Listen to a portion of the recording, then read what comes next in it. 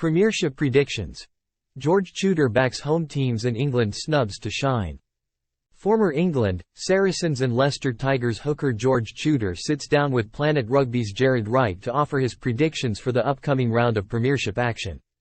We have teamed up with eToro, the official investing and trading partner of Premiership Rugby, to launch a new feature that will see us get predictions from a famous face before every Premiership round for the remainder of the season. And just to make it a bit more fun, we'll be making our own predictions for each game and tracking our performance week by week to see whether we can outsmart our illustrious guests. In round 11 of the Premiership, we took on Nick Easter, and the former England back rower nailed his predictions correctly, calling the winner in 4 of the 5 games, with Sale Sharks' loss to Bristol being the outliner. It wasn't happy predicting from Planet Rugby as we managed to get just 2 of the winners correct. Nick 4-1 Planet Rugby. Not on top form in terms of their attacking game. They play particularly well at home, but I just don't think they pieced it all together yet on the road. They have won a couple of games away from home in the Premiership, but I just don't think they look that strong on the road, and on the flip side of that, Harlequins are very, very strong at the Stoop. Head to head. At the time of writing, the teams are not confirmed, but we are certain that several England stars won't be featuring this weekend, which denies the viewers a good fly half between Marcus Smith and Hander Pollard. But the back row battle will be key, as it is in most games. Leicester probably has the edge up front, but if Will Collier and Joe Marler are playing, then the scrum will be fairly equal, potentially Quins even being stronger. Even without Alex Dombrant, Quins have got a pretty tasty back row.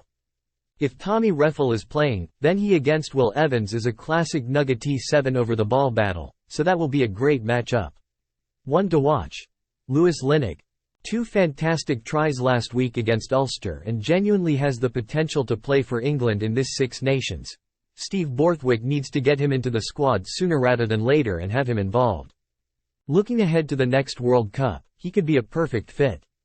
He has got gas, and wherever he plays, he is scoring tries. He is physical, and he is still growing and getting bigger. The 2 tries last week were from different circumstances, so I'd like to see the same from him again.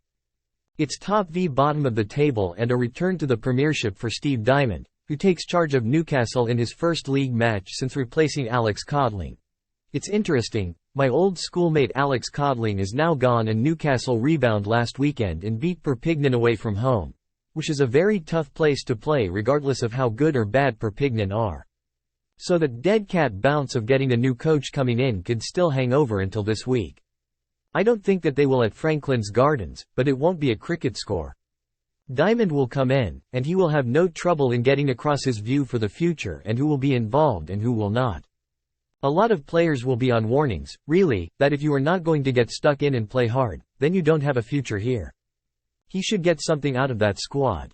But to be honest, playing at Northampton, Saints are flying high at the moment, and they are full of confidence after their own great win at Munster, and they're just playing a fantastic brand of rugby.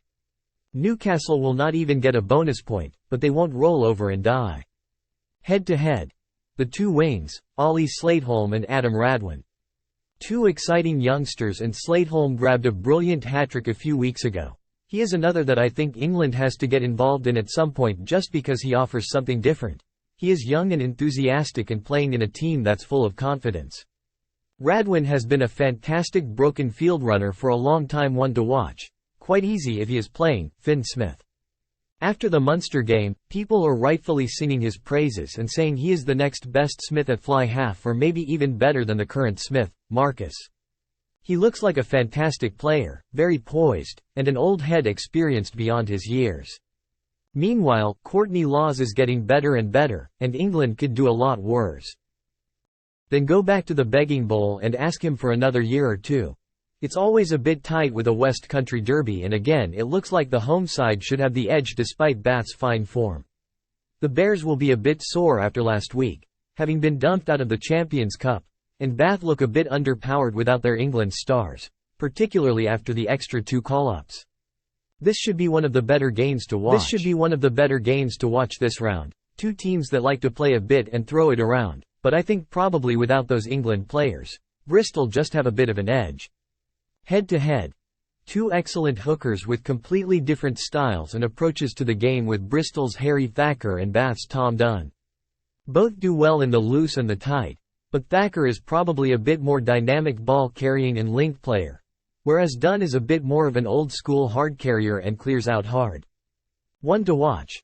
A lot has been said about Kyle Sinclair over the last 6 months, and he chimed in on the Owen Farrell situation, and perhaps we will see more and more players take sabbaticals.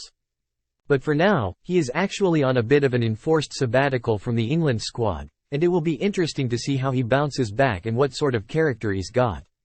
Does he actually desperately want that place back? This is as good an opportunity as any at home against one of your biggest rivals. It's a long trip for Exeter, and Saracens have been strong at home, and while Sarries aren't quite the force they once were, maybe the news of Farrell leaving will galvanise the club to give him a proper send-off this season. Saracens don't need a lot of encouragement. They are a very professional team, and if Exeter don't have all their internationals, I think it is more of a blow to them than the hosts. Head-to-head. It will be interesting to see how Billy Vunipola reacts to his dropping, as he is a different case to someone like Sinclair, as it might be the last chance to play for England. He is likely to go up against Jacques Vermeulen, two back rows that play a similar type of game. Physical and winning the gain line in the back row is always crucial. One to watch. Farrell is the ultimate professional, so I expect him to be business as usual this week. Although even the strongest blokes mentally can have a bit of a wandering mind when it comes to a massive announcement, and I'm sure he will be up to end on the right note as well, starting this weekend. He will be looking to pull the strings and make a statement of intent of what is going to happen at Sarries for the rest of the season.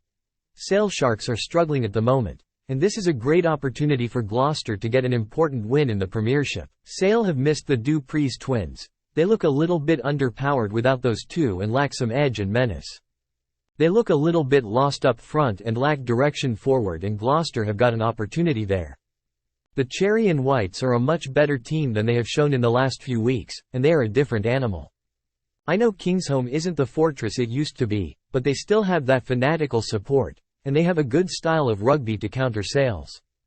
There is much more on the line for Gloucester too. They can't afford to keep this losing streak going much longer, so they will have a bit more motivation. Head-to-head. Another battle of the number 8s with Zach Mercer and Josh Beaumont going toe-to-toe. These two guys have been on the periphery of England for a while. Beaumont is a bit further down the pecking order, but again, different players make it a good battle.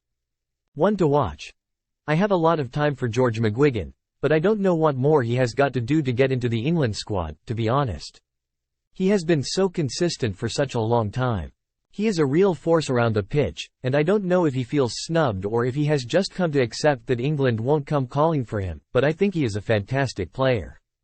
The Premiership Predictions is brought to you by eToro, the official investing and trading partner of Premiership Rugby.